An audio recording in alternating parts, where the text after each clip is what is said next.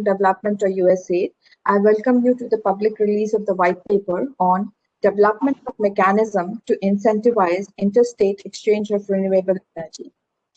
As India pursues its ambitious renewable energy targets and strives to transform its energy sector, the government of the United States and India are collaborating to support large-scale integration and deployment of renewable energy. Our goal is to support a resilient and self-reliant power sector in which clean energy occupies a strong place. As a part of a joint initiative with the Ministry of Power, USAID is implementing Bringing the Grid-RISE initiative, which basically stands for Renewable Integration and Sustainable Energy. This particular initiative focuses on validating technologies and solutions to support large-scale integration of renewable energy. The third is building the evidence for developing policy and regulatory framework and incentivizing private sector engagement. We all know that India's RE potential is skewed with 8 RE having maximum of wind and solar potential. Given this geographical variance of renewable energy, interstate RE exchange would create more demand and result in more addition of RE capacity. Enhanced RE exchange would allow all states across India to play a greater role in achieving the country-level RE targets that the country has set for itself. This white paper is an effort to help understand opportunities in policy, regulatory, and market framework, which can support interstate RE exchange and transfer. Expert speaker for today, Shubhranshu Patnaik, is the Senior Advisor at GTG-RISE and will be sharing the key findings of the study today. This report will also be uploaded on our website, which is GTG website, and post the event, we will be sharing an announcement with a link to the report to all those who have registered and attended this particular event today. Before I pass on to Shubhranshu to take you through the findings of the report, I would like to thank all the stakeholders specifically from the Government of India as well as private sector who have contributed to this white paper with their inputs and feedback.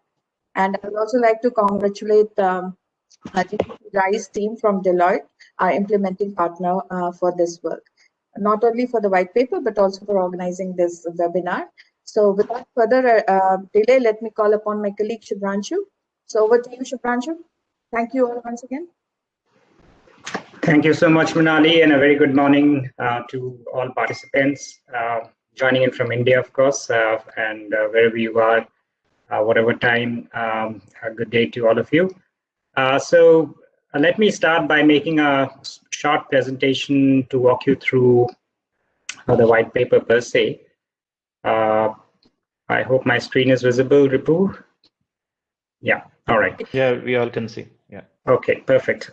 So as Manali introduced, this is a white paper focusing on interstate exchange of renewable energy. And as the name suggests, we focused on this aspect particularly given the fact that India has a non-uniform distribution of RE resources, more wind, but also solar is more predominantly available in the west and south. And so therefore, interstate exchange holds the key to the larger potential, in achieving the larger potential of RE in the country. So that was the focus of this particular white paper.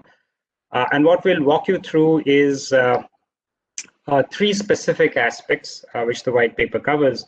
The first is on the regulatory framework that's in existence, and are there issues with regards to that which are becoming barriers to interstate exchange of RE.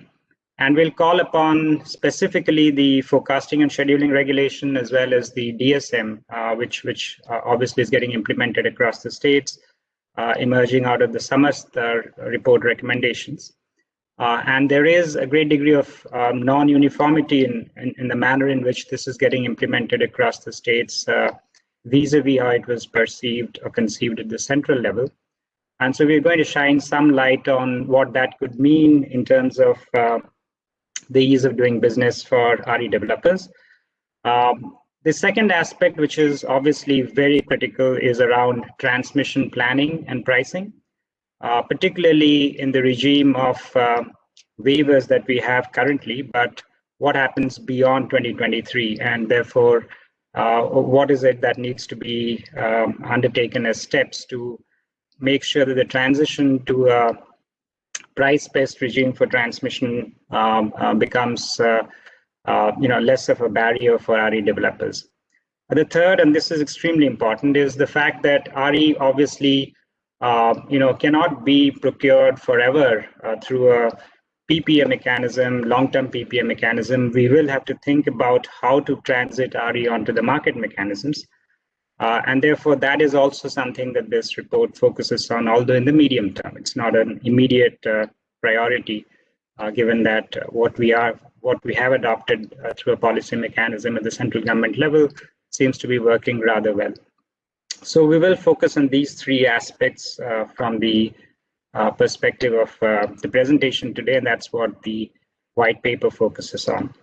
This is pretty well known. I won't spend a lot of time on this, but the fact remains that about 8 states contribute to almost 88% of the installed RE capacity in the country, and that's no surprise. We know that they are mostly the western and the southern states, and therefore the key to exploiting this capacity further to the benefit of the entire country is therefore to focus on how to make interstate exchange more seamless, right? So we have we've achieved that to a certain extent through the waivers that are in existence, but that's not the only mechanism. There are, of course, as I said, a host of other regulations which impact interstate RE exchange, and we'll focus on some of those as well as we go along. So let's come to the first one. As I said, let's look at the regulatory framework in existence. And when it comes to FNS regulations in particular, we will show you some analysis which is more detailed in the white paper. But the fact remains that the penal mechanism that exists for forecast errors is wide. Is a host of different frameworks that's been adopted across states, vis-a-vis what was conceived at the interstate level, which is linked to the PPA prices of the RE developer itself. And that is giving rise to a fairly wide degree of variability for the RE developers, particularly if they were to go along the intrastate development route. And so therefore, this is becoming important to harmonize. So as I said, we're going to shine some light on that. Of course, the other factor is around RE forecasting efficacy for the utilities itself, for the transmission companies and the distribution companies, and therefore the infrastructure that's available is not necessarily the best yet. We know that the REMCs are working, and therefore that's equipped some of the states, particularly the RE-rich states, quite well. But that is still, as we'll see from the analysis, there is some distance to travel in terms of raising the efficacy of that. The second aspect is around the DSM mechanism, particularly for RE, rich states again, where the carve out for an additional megawatt of variation, 250 megawatts of variation is provided for under the interstate regulations. We'll see that that is not necessarily the best way to go about it. There still exists a significant correlation between wind generation, or I should say variation in wind generation, and the deviations that states see from a DSM perspective in the regional pool.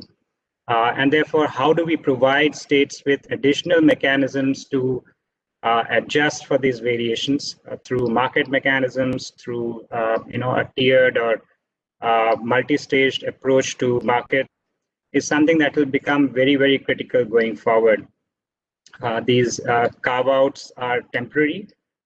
They're not necessarily the best way of addressing it. So that's another aspect that we'll call out. And third related point is, how do we provide the states with multi-staged market mechanisms or avenues to adjust positions for the variability of RE? If we do not do that, then obviously the confidence to absorb large amounts of RE for the RE-rich states will always remain low. So this is some of the analysis that's there. I'll walk you through one or two of these just to drive home the point. One of the aspects that we look at here is what is the kind of variation for states? We analyzed about 14 states data and all the RE-rich states included. And you will see that those states which have lower levels of flexible resources, primarily hydro available, do see major degrees of overdrawals associated with it. So, for instance, Rajasthan, Gujarat, Tamil Nadu, these all see significantly higher degree of overdrawals over a year. And of course, some of the non-RE states also like Haryana and UP, which have had poorer grid discipline encountered there. And if we look at another aspect, which is Rajasthan, we did a deeper dive into Rajasthan to see the correlation between wind variations there, particularly the drop in wind. So if you see this, the drop in wind versus how much overdrawal happens there. And this is just a typical day's data in August, but if we did the correlation over a year, and we see that the correlation between wind variation and their overdrawal is very, very high. So it is seen in this day completely, the correlation is pretty strong. You see there's a drip in wind, and they immediately overdraw following that. So this is something which is consistent with intuition that with lower flexible resources within the state and variability in wind, the 250 megawatt doesn't really work. You can end up actually significantly overdrawing, particularly in the absence of any other mechanism to really tap into flexible resources in the intraday or ancillary services timeline. Now, one would believe that with RTM, some of this would have got addressed, but that also is in the next slide. So you see that overall, when multi-staged markets are available, and June 20 is when we had RTM in implementation, you see that the overall need for ancillary services itself has come down over time. All right, and this is consistent with what POSOCO is reporting overall. And that will only improve if we make our markets multi-staged and better. You will see that the need for the last mile corrections will start to decrease significantly as states themselves take up responsibilities of looking at their portfolio and balancing better over time. The other factor which I spoke about, which is harmonization of FNS and DSM regulations across state and central. This is just a small analysis to show that if we were to go by intrastate mechanism of, let's say, pegging forecast errors to a fixed price, which is not related to the PPAs of the RE developers, you might end up impacting the revenues almost 3 times what it is in the interstate regulations. And this gets picked up by RE developers clearly, and it will almost decide their choice of which state to go to for intrastate regulation, intrastate RE development. So therefore, this is, although the regulations look simple on the face of it, there is variations across states, and I think it is time that we plugged and somehow harmonize these rather than trying to create a variety of regulations across states. We'll move on to the second point, which is transmission infrastructure. And this is, of course, a significant issue, significant factor. Obviously, the waiver worked rather well. The waiver is what one would believe spurred the sort of investments that we have seen in RE development in the country. But the waiver would come to an end by June 30, 2023. And what will replace it is going to be a pertinent issue to examine, right? The point of connection regime clearly doesn't work for RE power plants, given that it is rupees per megawatt basis of determining charges. That effectively, doubles or trebles the charges or the cost of RE power by the time procurer states receive it from, the RE-rich states. So therefore, moving towards the framework that CERC and POSOCO had thought of, which is along GNA, expeditiously would be, I think, a very, very strong focus, should be a focus, towards this. It is also important from the perspective that the pairing of, procurer and generating states, or procurer and generating power plants is no longer possible. Given that we are moving away from the solar park constructs to allowing private sector to build capacities anywhere and everywhere.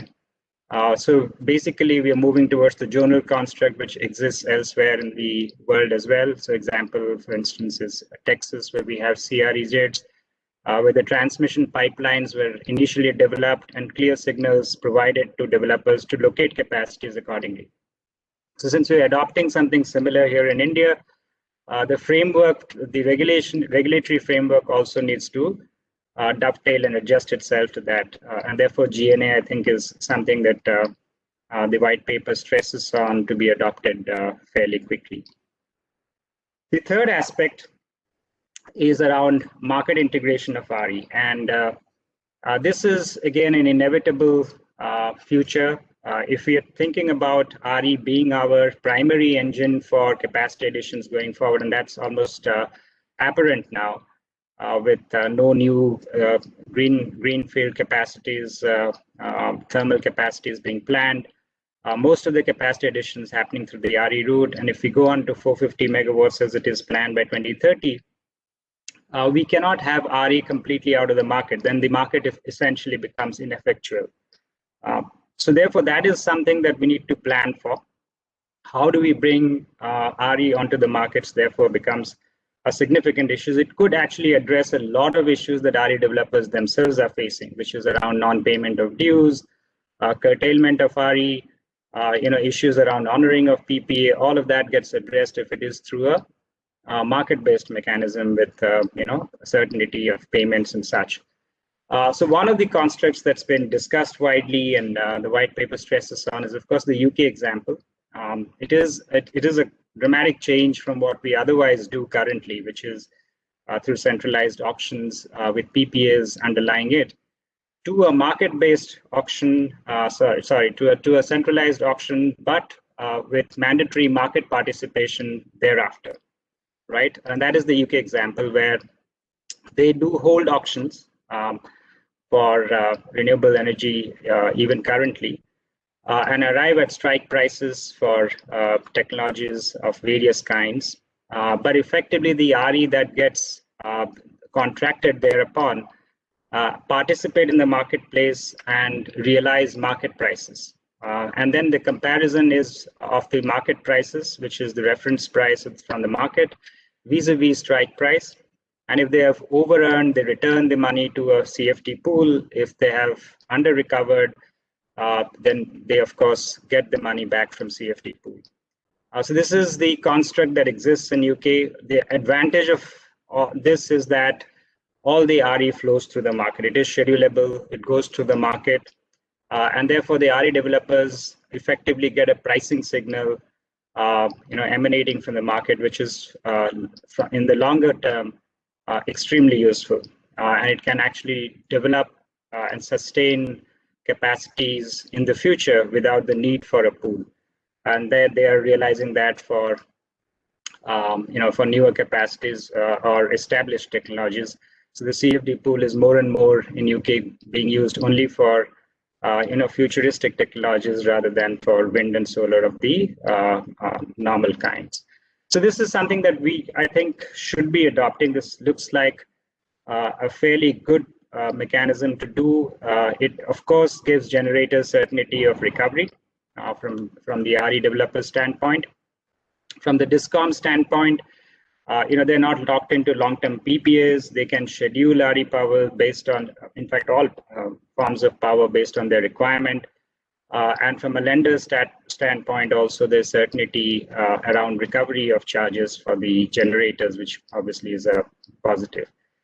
So there are two options that the white paper discusses: a pool-based CFD option, or a pool-based CFD options with some merchant capacity also, and this merchant capacity can grow over time so that the CFD pool itself gets withdrawn over time and all of the RE comes up to the market. So this is one pathway that we hope can be adopted in India. It is not something that we can do immediately.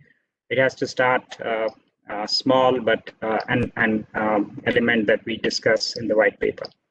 So moving on, this is just to summarize the various elements that the paper discusses. As I said, on forecasting, and scheduling in particular. We talk about harmonization of the mechanisms of the regulations, in particular the penalty mechanisms, without which it is inherently creating a bias for interstate plant selections, which is not good.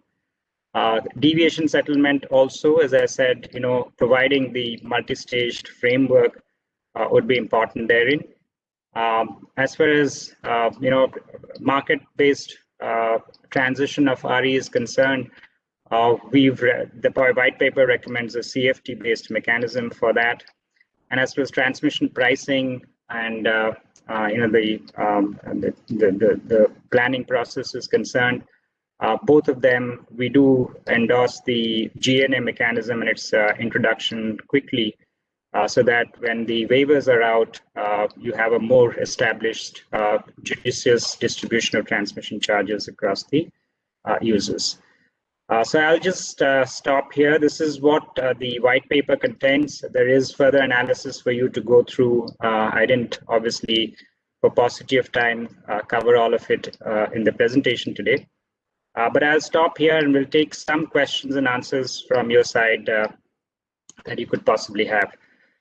So I hand it back to Ripu for now, and we can pool your questions and take them.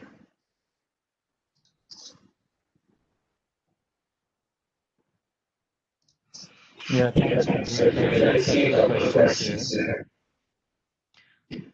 you want to put yourself on mute, but because I think there is an issue when we are multiple speaking.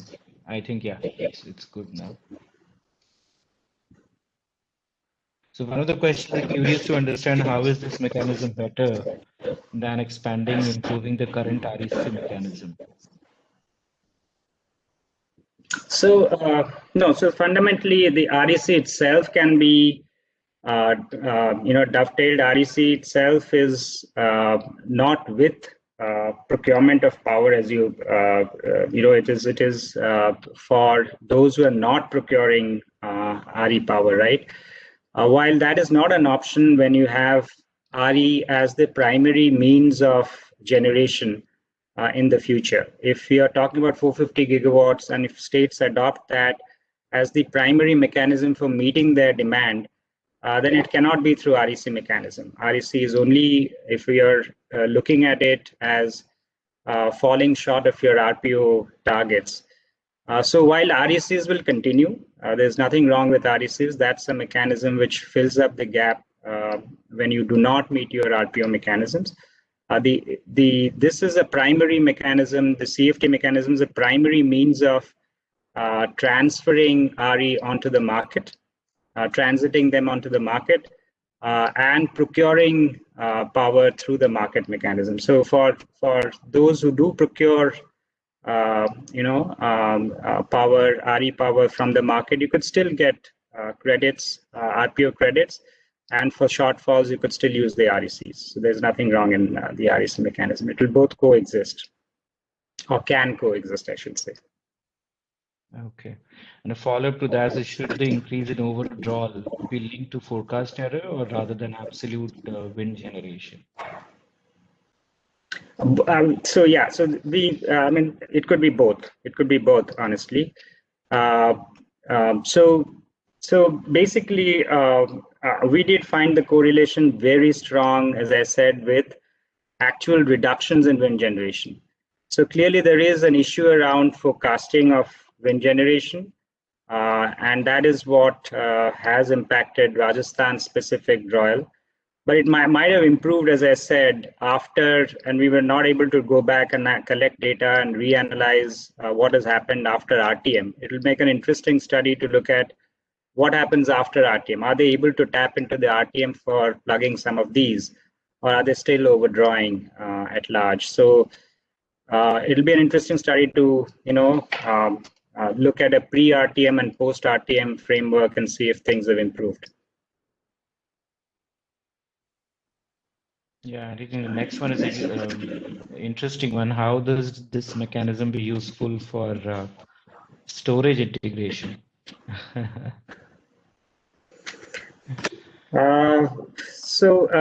So there are 2 points there. I think storage integration effectively is what we are saying. If you go through a market mechanism, is that storage becomes a choice, a commercial choice for developers, right? Some of the storage integration, as far as need for ancillary services is concerned, is in the grid side. But when storage has to be integrated with RE, and if you bring about a market mechanism for REs to participate in the market itself, they make the choice as to when they need storage, right? To be able to be dispatchable, to participate in the marketplace, and yet recover what they expect through as their tariffs and what they bid for in the strike price regime where they have auctioned their capacities. So that is a conscious choice that the developers can themselves make. And with falling storage prices, they would increasingly make that choice, one would believe, in the future. Great. Now, this one comes from IFC World Bank. While GNA and POC coexist for power grid, which transmission pricing regime will be beneficial for rolling out transmission investments? This is Tarun from IFC. Yeah, hi Tarun. So GNA is still not implemented in that sense. So what we are recommending, Tarun, is that the POC mechanism, obviously, I mean, that's been recognized by all parties. We're just preaching to the choir here that POC doesn't work for renewables in particular, given that they have low capacity utilization. So anything which is rupees per megawatt obviously starts to load and disproportionately high charge on renewables. Often turns out like that for the procurers. So when we move to GNA, that gets addressed to a significant extent, because then the procurers see charges based on their peaks, which is effectively including everything based on their peak drawal.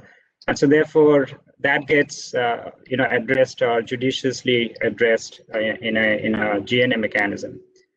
So that's the the sooner we roll out GNA, the better it is, and obviously it has to be adopted before June 2023.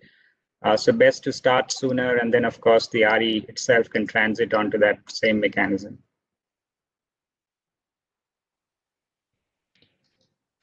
Great. It seems like a fire chat right now. A lot of questions coming in. Let's see. Next one, I'll pick Ajit from Idam. What is the motivation for legacy REPPAs based on FIT to move towards market and exchange, and how can it be encouraged? Yeah. So Ajit, we don't really, we haven't addressed that. We're looking at new capacities transiting through CFDs. But for existing, also one can think about, this is not discussed in the white paper, so this is, pardon me for taking a shot at this. These are my views. But that could also be thought about from an MBED kind of construct, where you have the same protection available like BCS for renewables. But I'm thinking ahead of time. Even if we transit new capacities onto CFDs, then that's transiting bulk of it. Mind you, the existing capacities will remain must run, and therefore that's the that they're treated differently. But the new capacities could all come on the market, be dispatchable, and can be still protected from a price perspective through CFDs. That was the recommendation in the white paper. Existing can still be thought about differently, but given that we are adding more and more in the future, that is the element that we have addressed in the white paper. I hope that answers it. Next one I see here is, have we looked at any barriers due to poor financials of discoms for them to participate in the markets? Yeah, I think honestly, that's not something that we've looked at. That's pretty much that impacts all forms of energy and not necessarily only RE. So there is no easy answer to that, as we know, as those who have been looking at this sector, we all know that there's no easy answer to that. So we've not looked at that, but one of the factors that we do advocate is, as I said, a market transition for RE, which is not based on PPA-based bilateral settlement, but through the markets. And markets, as you know, obviously requires margin money, and therefore payments are secured to a certain extent for RPPs or RE developers participating through that route. And so therefore there is a greater degree of payment security when you move through the market mechanism. And so that's one way of addressing it, but it doesn't answer the question that you raised, which is how do we solve the financial distress that discoms face. That's a subject of another white paper, I guess. That's not the primary focus of this white paper. Okay. Another one is, how does the CFD mechanism work? Is it intraday settlement? Yeah, so CFD is usually an averaged reference price that's taken. The average could be over the dominant RE hours or averaged for the entire day, right? So there are two comparisons for CFD, right? One is, of course, the strike price, which was the auction price that the RE developer participated with and hopes to realize on a consistent basis, and what he realizes by participating in the market on a daily basis, right?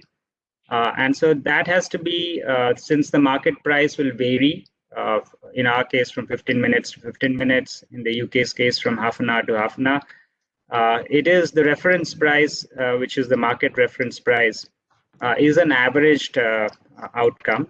We can design it the way we wish to.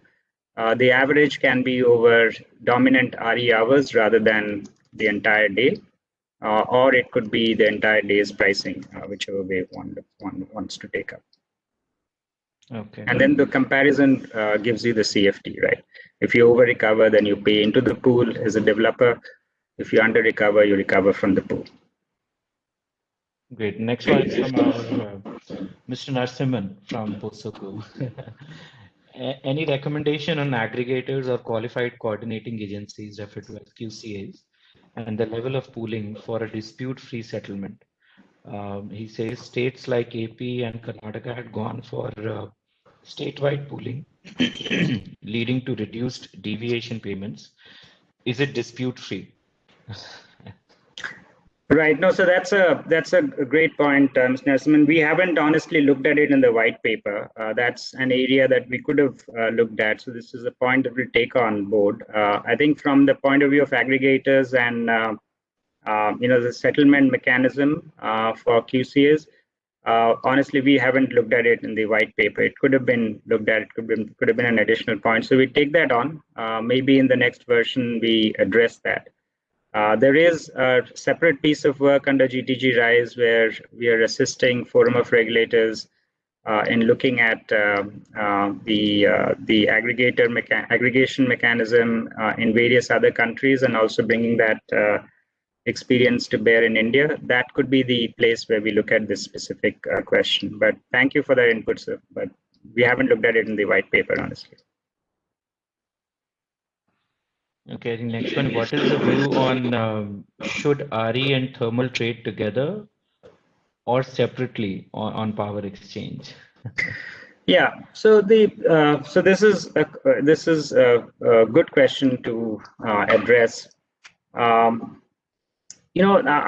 view that we bring forth is that if you start with a separated market, you'll have to combine at some point, right? And it is a bigger challenge to combine later on. You could start with, for instance, RE bidding into the day-ahead market, initially clearing RE, and then as a must-run to meet your RPO obligations, and then moving on to look at the non-RE segment. Those are all options possible, but honestly, one would rather have a more futuristic design or future-proof design, which is integrating RE at one go onto the marketplace, and providing whatever protection you need right from the beginning, so that both developers and procurers have a safety net. And once confidence builds, you can withdraw those safety nets. So the CFD mechanism is exactly that. You could start with the CFD.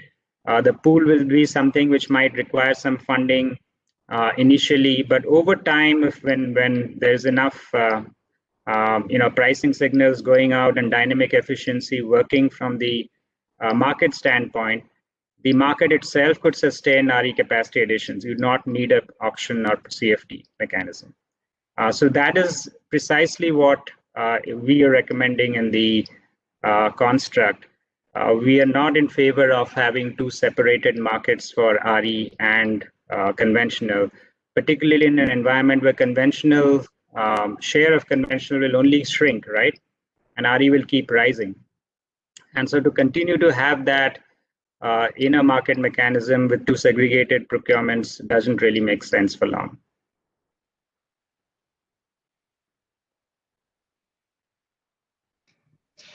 Okay, I see we have one more, maybe a couple more. How you see market after new electricity bill in place? Can we expect ease in RE market mechanism and participation from discoms from here on?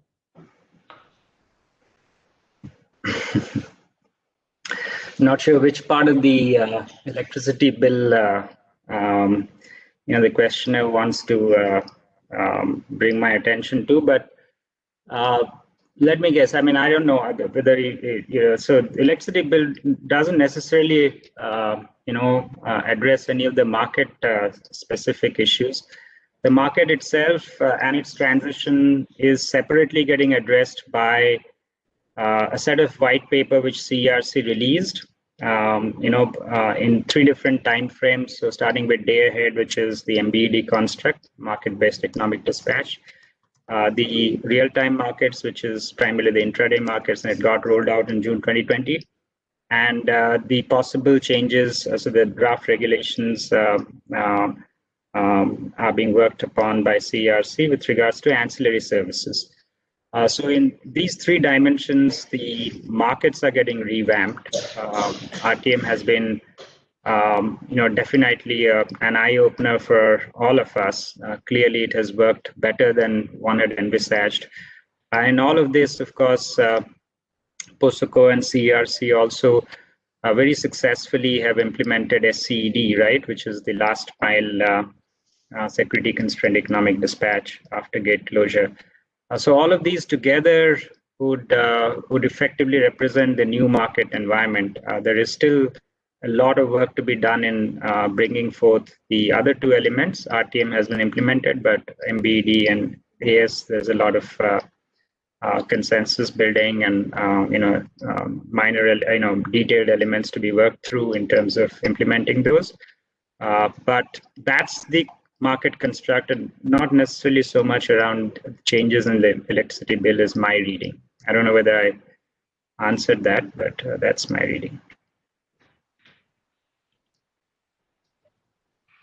Let me see, there are multiple. Manali, do you see any that we can put to?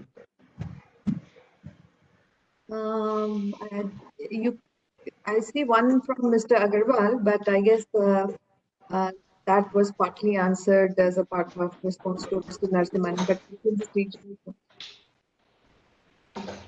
Yeah, I'm just reading through those. Let me see.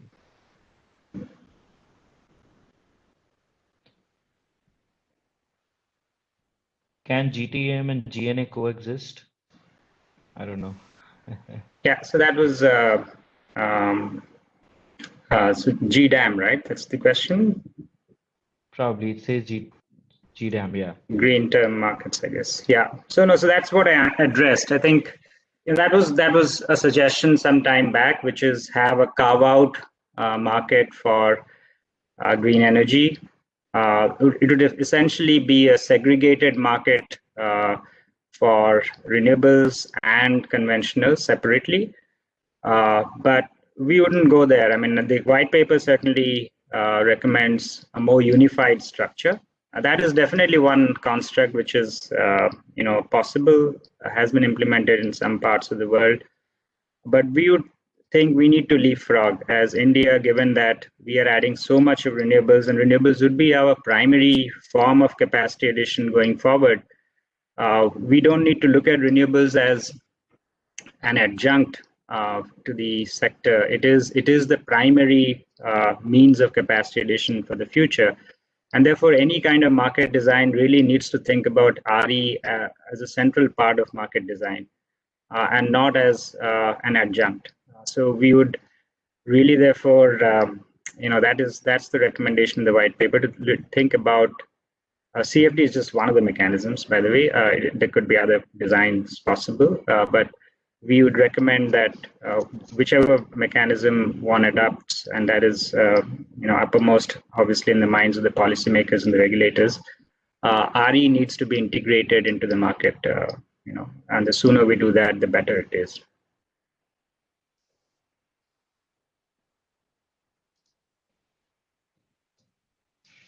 Okay, let's see. How does the CFD pool work? Compensate as well as compete with its members? Yeah. So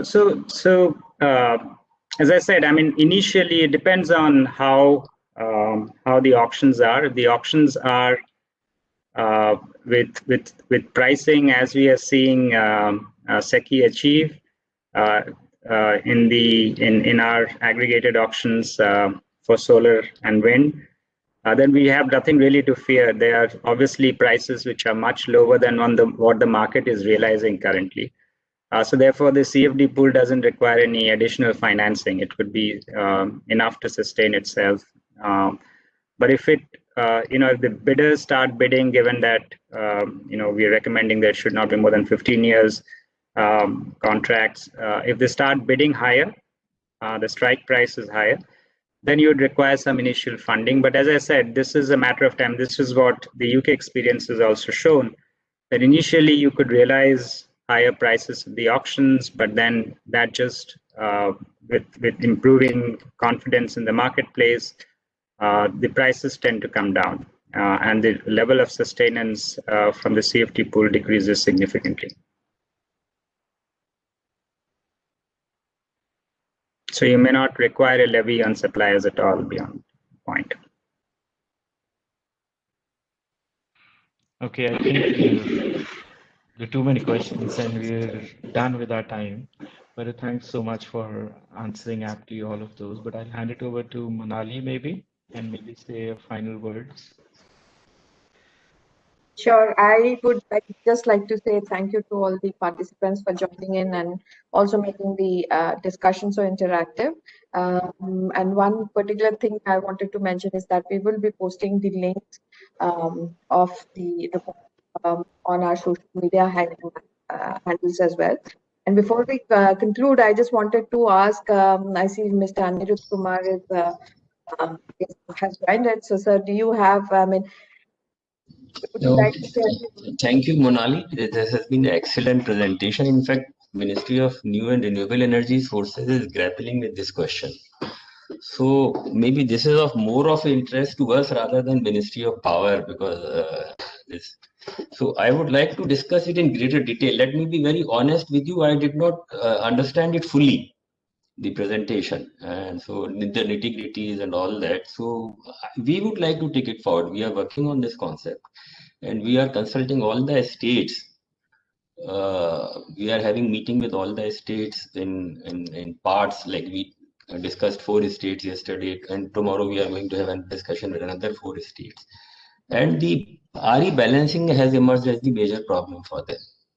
So we are grappling with this problem that today the Shubhranshu shared that the exchange prices are higher than the auction prices, so there is not much of a problem. But when we look ahead, when we have 175 gigawatt or 250 gigawatt of RE, the exchange prices during the RE abundance period will be much lower than what we have today. So the problem will arise at that point of time. Then how to balance that kind of a situation? Today the exchange prices are during the During the peak, solar time is also built above 2 rupees 50 paisa or 2 rupees 60 paisa, so it may not appear to be much of a problem. But there could be time like we had seen in Germany where there has been negative tariff on the exchange. So we have to be aware of those kind of situations also. If we want to be reaching 450 gigawatt in 2030, what will be the scenario like this, and how do we balance, and what should be the market design? I am in touch with some other consultants also, Shakti Foundation also. They are willing to fund this, and Ministry of Power has also done a study how to promote RE in India through NTPC School of Management, and they have also recommended CFD mechanism. So my request will be, I'll discuss with my secretary, and maybe we can have a separate session for MNRE on this subject. I would like to request you to organize a separate session for MNRE on this subject, and then maybe pool all the studies. And what BCG has done for NTPC School of Management. Shubhranshu is also of the same view that CFD mechanism is the answer. And this issue is still under discussion. So I'll request you to have a separate session with MNRE. I'll fix up time and we can discuss it in greater detail. And maybe if possible, we can have a physical presentation. Is it possible to have a physical presentation? Those who can, so that we can have a more intense discussion. Shubhranshu, will it be possible? Sure, sir. No, absolutely possible, sir. No issues. So I'll take it up in Ministry of New and Renewable Energy Sources. This is of huge importance to us because the challenge is huge. 450 gigawatt challenge is huge, and it's not going to happen so easily. It's easier said than done.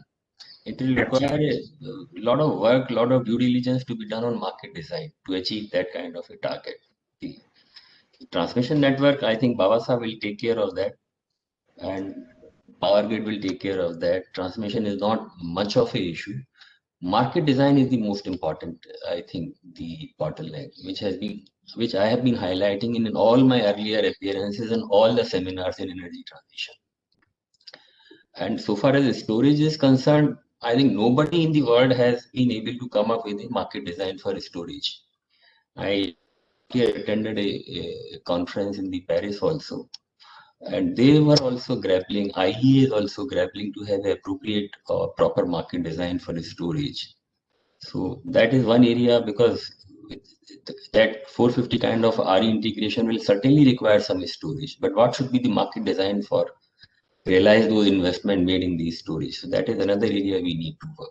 So those are my impressions, but I'm still like clueless what should be the shape of the future for so much of RE to be integrated. So we can have a detailed discussion. We will fix up time, Monali. I'll get in touch with you, and we will have in-house discussion in MNRE on this issue. All right. Thank you. Good. Sounds good, sir. Thank you so much for your feedback, and we will surely be, ready to present more in-depth for an in-depth discussion. So I'll be in touch with you for setting up another meeting. Okay. Thank you for joining us also. I would also like to give, ask if Mr. Baba has any feedback or any inputs. That would be really, great to hear. Over to you. Yeah, thank you, Monali, and great job done by Deloitte team, Shubhranshu and the entire team, no doubt. And of course, as Sri Anirudh Kumar has mentioned, actually we need to go through the entire the paper to really understand the intricacies or totality, to understand in totality actually. So we look forward to get a copy of that report and internally also discuss and also be ready. And definitely, yes, there is a definite, and the CFD mechanism definitely is going to be the opportunity or the suggestion. Even BCG, I fully agree with the views expressed by Anirudh Kumar. Actually. And we have to look for something new in the market only. And I fully agree with him also. The transmission is the smallest problem which in the entire gamut of the whole thing. And of course, we have to see that there should not be any further aberrations, basically the waivers and all those things, that another issue also comes into picture. So we have to see in the total gamut of things, basically. But anyhow, this study is very nice when we have to read through again and deliberate. My just last point, can I make? Do we have half a minute time? Yeah, sure. Go ahead. Shubhranshu is of the view that we should have a unified exchange for RE and conventional power. So today it appears to be nice, as I said, the tariff in the exchange are higher than the contracted price or the PPA price. But I look at future, there is a possibility of having negative tariffs during the RE peaking hours, like during the daytime and all that. So if we have a unified market, will it really work? Because then how do we exploit the green attribute of RE power? Today, the power sold in the GTEM, green term ahead market, commands a premium over the price of the GTEM. There is a 60-70 paisa premium in the GTEM market as compared to the day ahead market. Because the consumer can exploit the green attribute. They can take the credit of green attribute of the RE power. But if we have a common exchange, how do we distinguish that which consumer is buying green power and which consumer is buying conventional power? And then how do we identify that who should be given the credit for the green attribute or the consumption of RE power? That is the question I am not very clear. So we can discuss that. So there are some ideas around that also. Sure. Okay, thank you. That's all from my side. Thank you so much, Mr. Anirudh Kumar and Mr. KVS Baba. So I'll follow up with you for a presentation to MNRE after our this. And Baba sir will be posting the report online through GTG's website, as well as be posting various social media in our handles. So it should be available, but I'll also share a copy with you. And also, thank you, Mr. Kumar. Thank you. So Thank you, Thank you, sir. And I'll just like to thank all the participants who joined in and those who posed questions. If there are questions which we missed, because there are a number of questions, it may have, by chance, we may have missed some of the questions which were posted. So we will try to see as much as what we can answer and, share a response through the public announcement which goes out. Okay, so that's it from my end. Shubhranshu, do you want to add anything? Ripu? No, thank you so much. Thanks, everyone. Thank you, Mr. Kumar and Mr. Baba, as always. But thank you. Thanks to all the participants. Thank you all for joining us today. Bye-bye. Thank you. Thank you and all. Thank you. Bye. Bye. We'll keep meeting. Yes. Bye. Thank you. Thank you.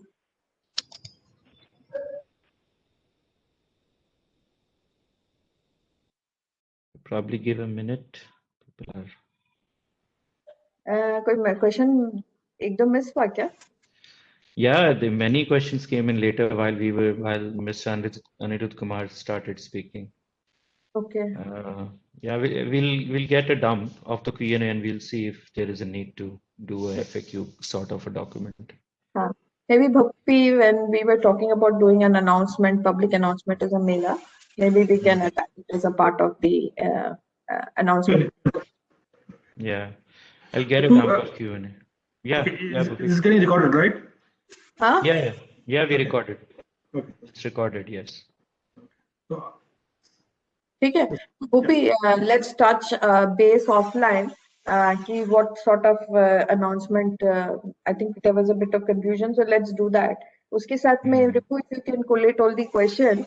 Some Shubhranshu has also already answered. Maybe we can do only those which we missed. Yeah, right now I remember which one I put, so I can quickly scratch those out. Yeah. Okay, sounds good. Okay. All right, I'm stopping the recording now. I'm stopping the recording now. And all right, thank you. Thank you. Bye. Thanks. Bye-bye. Thanks. Bye.